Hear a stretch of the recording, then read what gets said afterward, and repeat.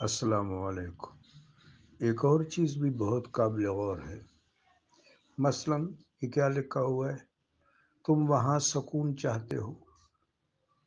آگے کا جملہ چونکہ بڑا مہلک ہے اس لیے میں وہ ریپیٹ نہیں کرتا۔ کون کہتا ہے کہ سکون دنیا میں سرے سے میسر ہی نہیں ہے؟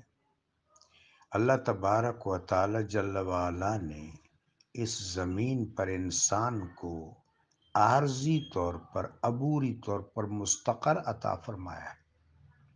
خاندان کے نظام کے بارے میں قرآن عظیم میں آتا ہے۔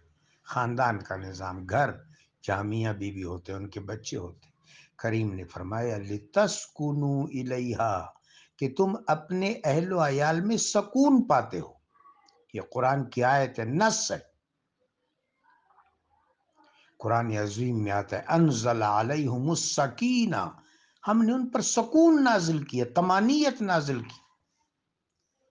یہ نظریات جو ہیں یہ قرآن اور سنت سے بالکل متصادم ہے، لہٰذا ضرورت اس امر کی ہے کہ ہم قرآن عظیم میں تدبر کریں، قرآن عظیم کی تلاوت ہر روز کیا کریں، ایک رکوع کم از کم، اور اس رکوع کے معانی و مفاہیم پر غور کریں، صرف ترجمہ کے ساتھ نہیں جو ترجمے ہمارے یہاں میسر ہیں، خود ان آیات مبارکہ کے اندر اپنی توجہ انڈیل دیں کہ قرآن دنیا کو کس طرح بیان کرتا ہے، آخرت کو کس طرح بیان کرتا ہے، حیات کی ابتدا کو کس طرح بیان کرتا ہے، حیات کی انتہا کو کس طرح بیان کرتا ہے، حیات کے فنا و بقا کو کس طرح بیان کرتا ہے۔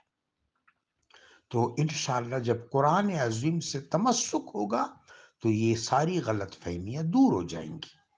جزاکم اللہ۔